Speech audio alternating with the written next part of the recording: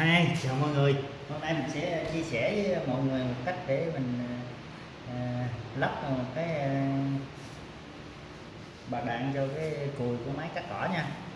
Cái này là cùi Nhật nha các bạn. Cùi của mình là gồm 4 cái bạc đạn, một cái nắp cùi này, một cái cốt và nhông nhăn của nó nha.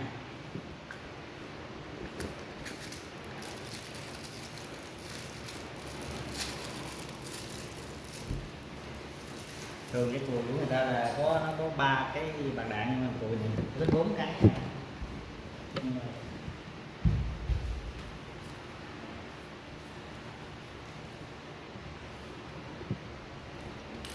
Đây 4 cái bạc đạn này là mình mua là trị giá nó là bằng một cái cùi mới của bây giờ ha. Cùi mới bây giờ là nó khoảng 150, nhưng mà mình mua 4 cái bạc đạn này nó đã hết 150 rồi. Bạc đạn của Nhật nha, tất cả đều bạc đạn tốt, pin của Nhật, đóng ra băng nào mà cái giò ra đi, mấy 9 giò đó. Rồi. Bây giờ mình sẽ lắp đặt cái trình tự nha. Đầu tiên là mình vào bạc đạn này, cái này là nhông găng của nó nha. Cái này là do cái bạc đạn cũ nó mòn quá cho nên nó rơi chân chạy nhông, nó phá nhông quá.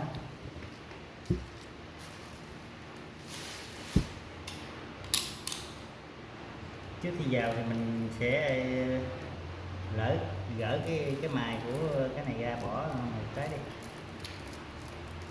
để mình vào mỗi bò cho nó bò trên cho nó. Đây.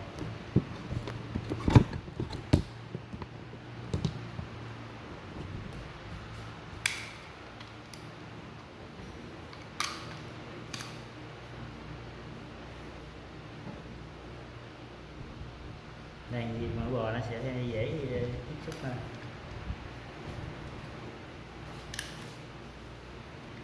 Rồi để mũi hết chạy luôn.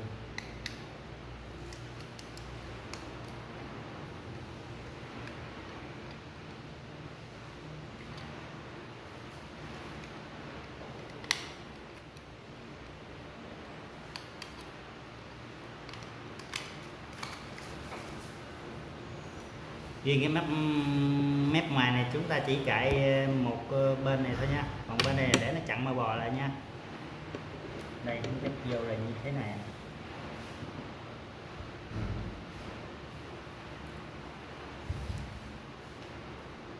Nhưng nó với loại này nó tới hai cái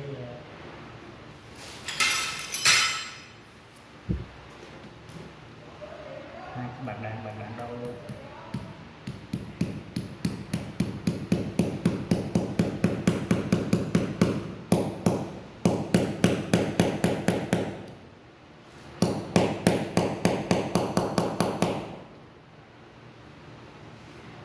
Rất là bóp, rất là bò luôn.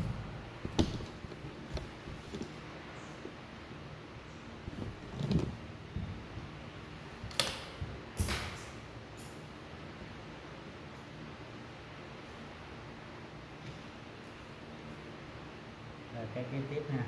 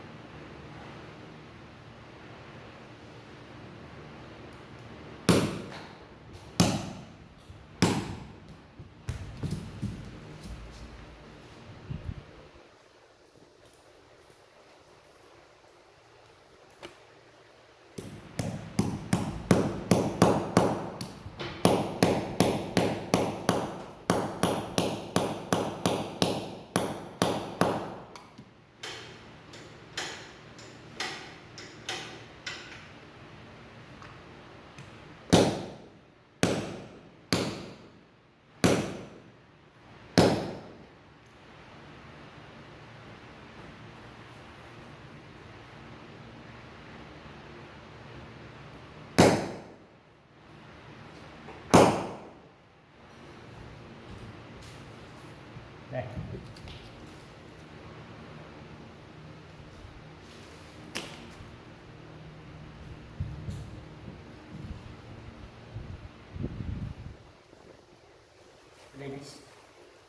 Ở đây nó sẽ có một cái phe để chặn cái bạc đạn này lại mọi người.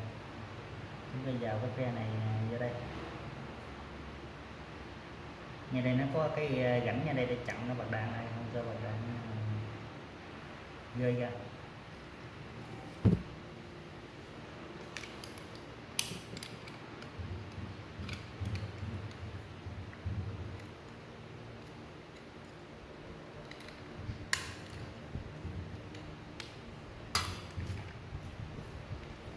Cái bàn đạn này lúc chúng ta lấy ra đây cũng rất là gian nan ha.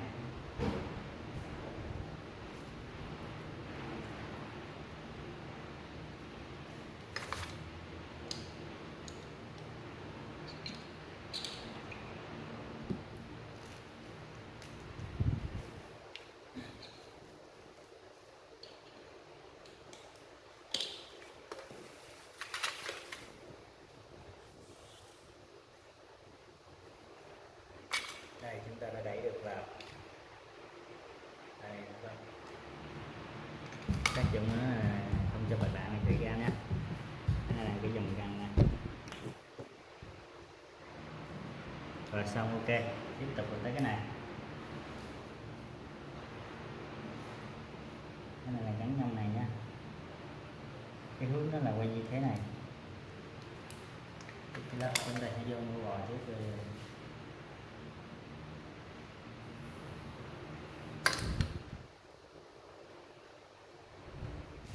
Đây. Cái này. Cái mặt bằng này. Mặt đạn này chúng ta có nại ra, nại cái dòng này ra để mở bò nó dễ tiếp xúc với bạc đạn, nó như bạc đạn thôi nha.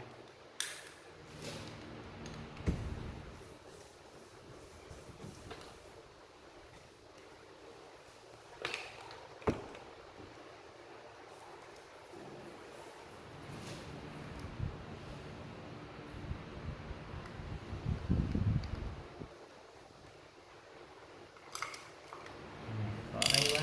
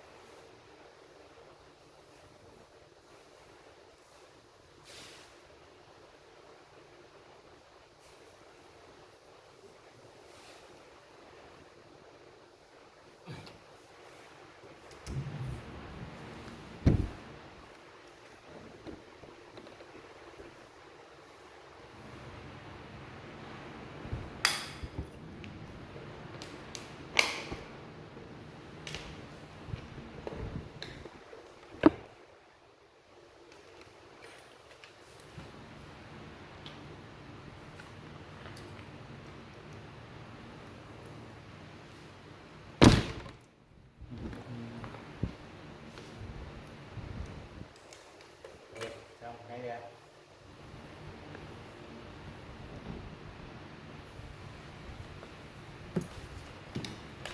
Chúng ta con bon nó bò lên đây nha.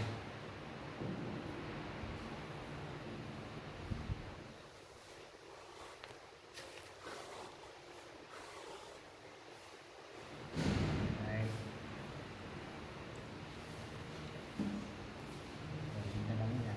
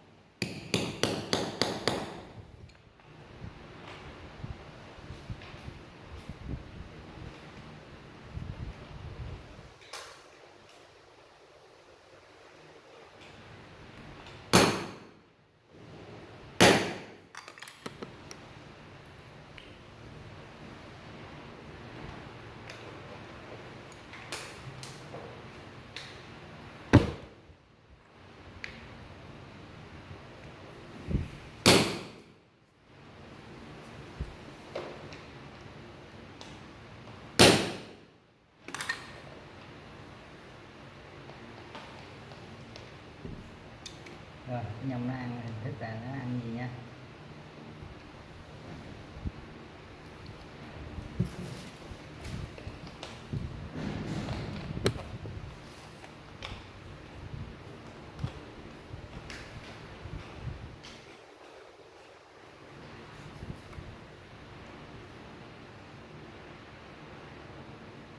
Này hình như nó chưa sát ở thực thể.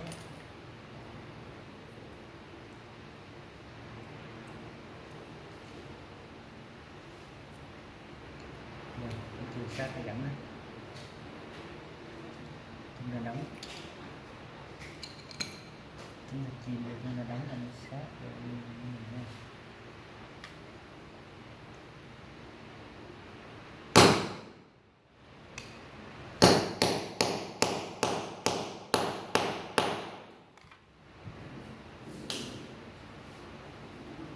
Rồi, ok.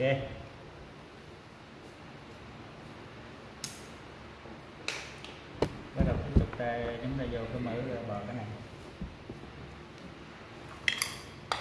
Cái này cũng thế, chúng ta cũng cạy ra này, bỏ một cái này, cho mở bò tiếp xúc vào. Lưu ý là chỉ bỏ một mặt này thôi, một mặt này nó trắng lại nha, để mặt này ra phía ngoài mà cạy luôn là nó mở bò nó sẽ tuôn ra hết, không giữ lại được.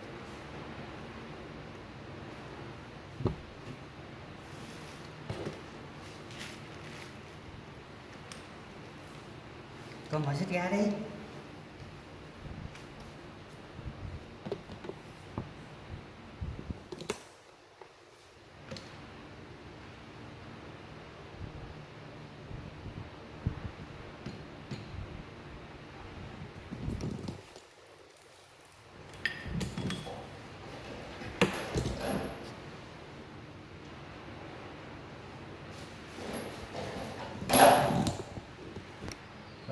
Vô ta sẽ đổi cái này vô đóng cái vòng trong này, cái bạc đạn nó sẽ im, nó không bị gơ nha, trong khi mình đóng rồi.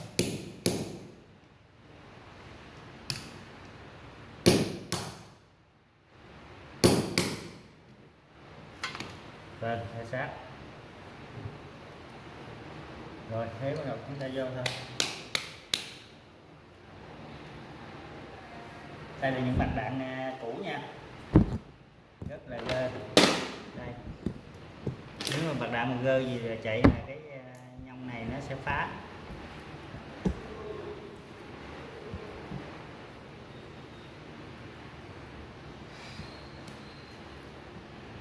Bốn cái, nhưng còn một cái kia nó bể luôn, nó xích ra. Đây là cái cùi nha, đã được vệ sinh. Nó mình bằng này rồi xong sẽ vô một bộ.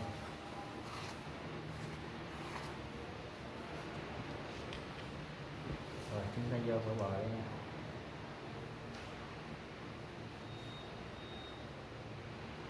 Dùng con bò này để vô bạc đạn nha.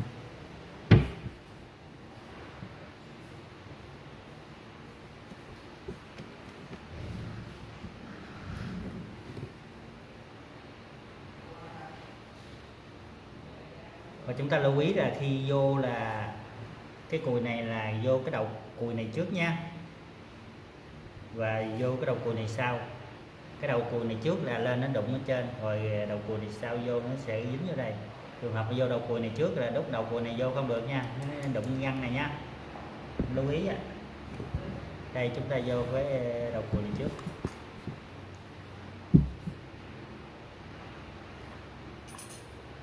Đây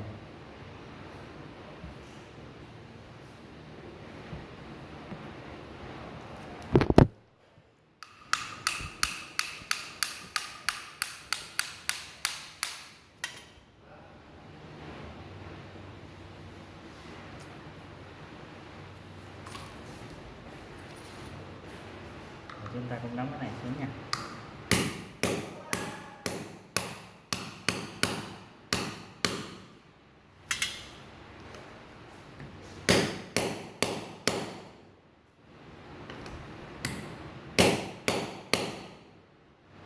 Cái búa này cũng là búa Nhật nha mọi người. Của Nhật thì thường là chất thép nó làm rất là cứng, do đó đóng cái đầu này nó chẳng không thấm thía gì nó. Đây ở đầu rồi. Rất là êm. Đây. Mọi người xài đồ Nhật cảm thấy giác rất là phê. Đây. Rất ok nè mọi người, rất tuyệt vời luôn. Rồi sau đó chúng ta vô mỡ bò. Cây mỡ bò này là cái cây bắn keo kiến, sau khi mình xài hết rồi mình lấy ra mình vệ sinh xong là mình vô mỡ bò rồi mình bắn nha. Này rất tiện lợi. Đây và bắn vào đây cho nó đầy cái lỗ này, nó nuôi bạc đạn và nó nuôi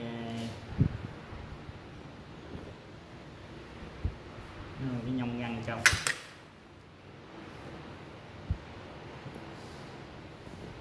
Rồi giờ cái đầy hết nha.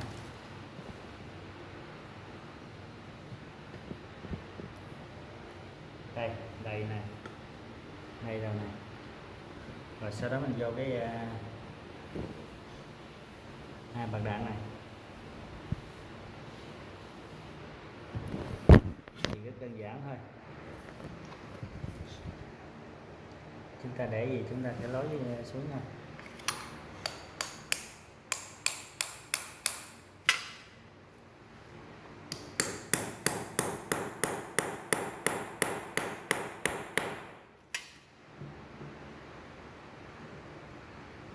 Giờ không xéo rồi. Đây.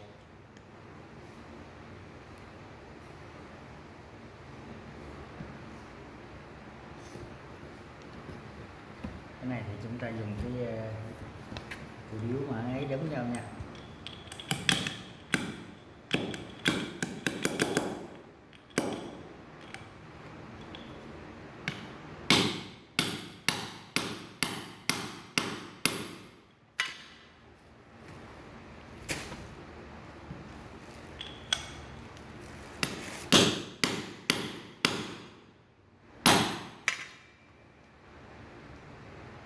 Đây.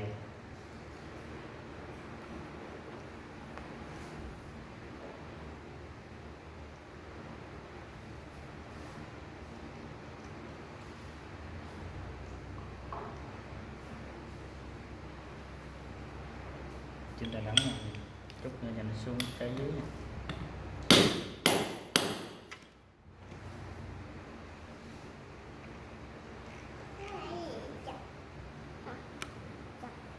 Nào coi vậy.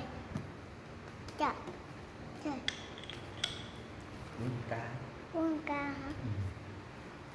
Ừ. Rồi ok, thế là vừa. Ở trong đây nó cũng có một rãnh nha. Ở trong đây nó có một rãnh mình gắn cái phe để chặn cái bạc đạn lại. Và ngoài này nó cũng sẽ có một rãnh để chặn cái bạc đạn này lại. Tuy nhiên cái phe này ngoài này nó đã mất rồi. Chỉ còn phe trong thôi. Đây, phe trong này mọi người.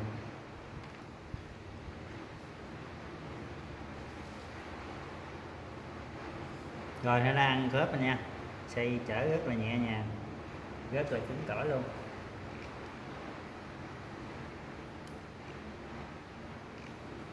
Hướng dẫn này mọi người sẽ có tự thay nha. Tuy nhiên mua cái mới thì nó sẽ không bằng cái zin của nó của Nhật nha.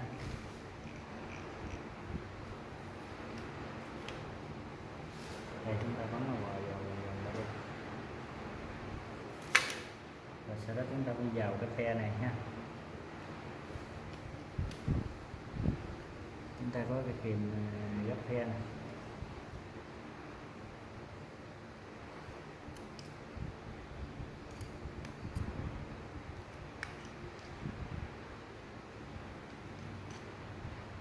Khi nó vào rãnh nha, chúng ta xây cái phe tới phe lui cho nó phụp hết nha, để tránh trường hợp một đầu phụp đầu không nha.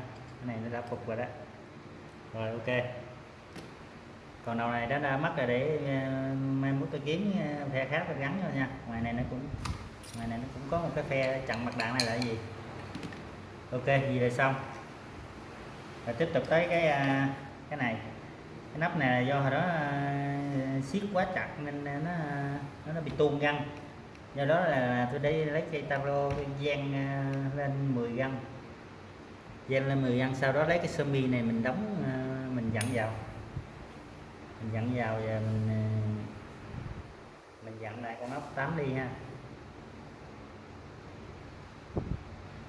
Đây là cái sơ mi ha.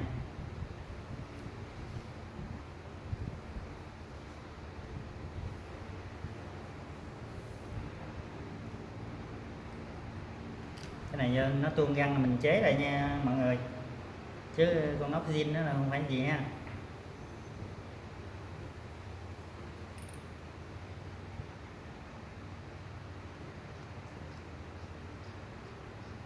Mình dặn cho cái semi này nó sát vô luôn. Mình dặn ốc này vô, mình siết vô nó sẽ chạy theo.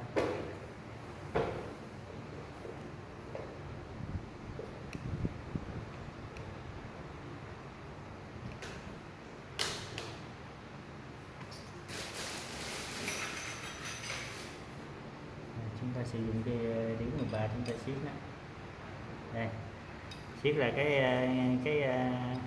semi nó sẽ ăn vào theo luôn.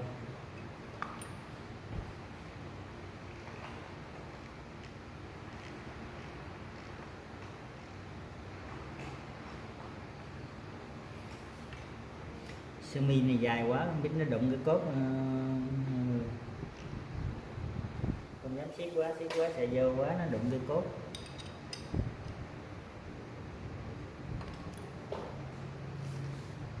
Không, cái cốt vẫn xây được cũng không sao. Để đẹp hơn thì chúng ta không phải dặn con ngóc nối này nha, do cái ngóc 8 ly phân rưỡi này nó dài quá, dặn vô nó đụng cốt, do đó mình nói này. Theo nếu mà ở nhà thì chúng ta sẽ cắt ngang đây, thì chúng ta bỏ con ngóc này ra thì chúng ta sẽ dặn sát cái ngóc này vô, nó sẽ đẹp hơn, thứ nhất và nó sẽ nhẹ hơn. Đây, chưa đụng cốt. Lâu này nữa chúng ta sẽ bơm mỡ bò vào đây. Đây. Bơm đó mà nó xịt ra, nó sẽ văng ra đây luôn. Cái gì? Con cởi quần ra đi qua chỗ này cái nè, đi qua bên cầu bên đây nè, đi vòng. Qua bên cầu. Rồi rất im. Nha mọi người.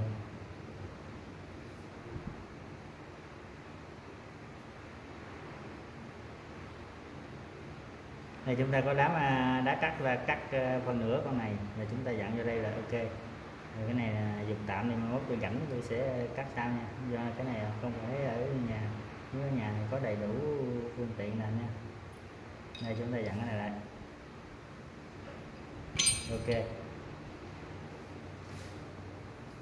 rất là chắc chắn, rất là chất lượng nha.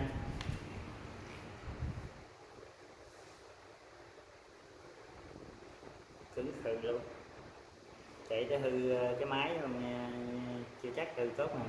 Nếu chúng ta biết cách xài thì lâu lâu chúng ta sẽ bơm mỡ bò vào là để nuôi cái nhông và nuôi cái cốt, nuôi bạc đạn.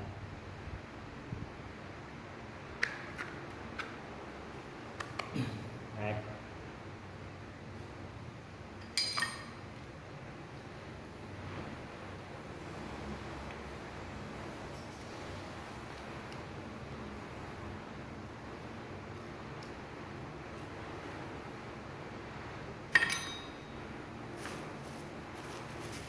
Này chúng ta gắn cái chén vào.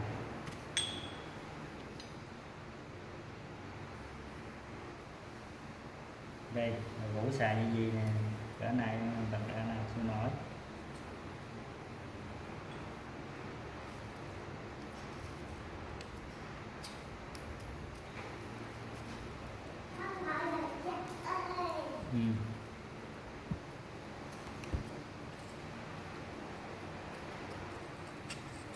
Này là đồ của cơ quan nha mọi người.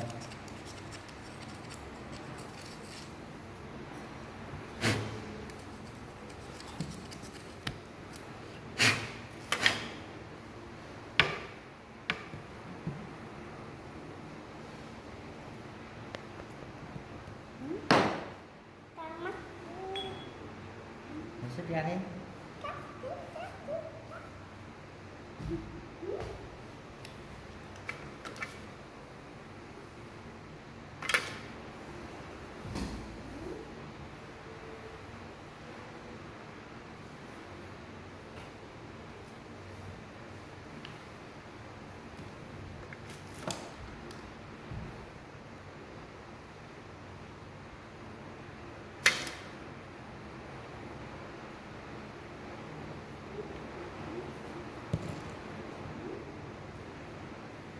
Đây, ốc cái dĩ nào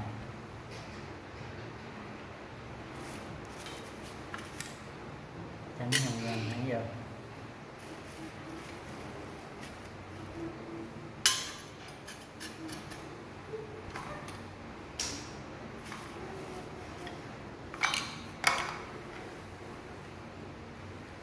Đây là con ốc này găng ngược nha mọi người, găng ngược để chạy nó siết vô nó sẽ không sức ra. Tôi không có chìa khóa các đồng chí mình đóng dặn ra cái này không.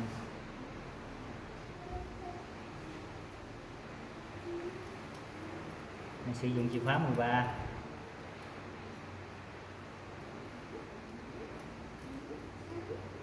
Mình xài ốc áp xe máy thì tốt nhất là mình xài điếu này. Điếu này là nó lục giác, 6 mặt là nó sẽ tiếp xúc hết. Đối với con ốc mà cứng đầu đó là nó bắt đều ở trên, do đó mình dặn rất là dễ ra. Nếu mình dặn chìa khóa miệng này nó sẽ, cái con ốc mà nó cứng nó xét đó, nó sẽ bị lả đầu. Đó, tốt nhất mình xài cù điếu như thế này. Điếu này phải xài cũng chất lượng. Chỉ có nguyên một bộ cù điếu như thế này từ 8 cho đến 21 nha.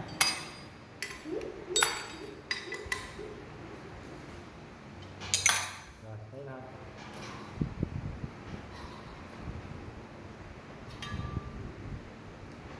Rồi thế là ok nha mọi người.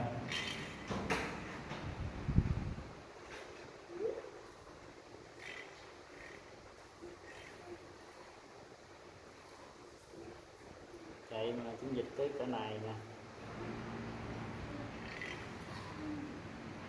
Rồi ok.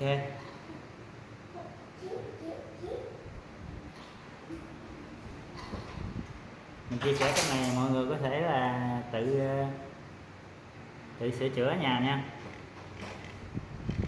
Nhưng quan trọng nó hư là mọi người mà lấy cái bạc đạn này ra, quan trọng là chỗ lấy bạc đạn này ra cách nào lấy được đó là quan trọng nha.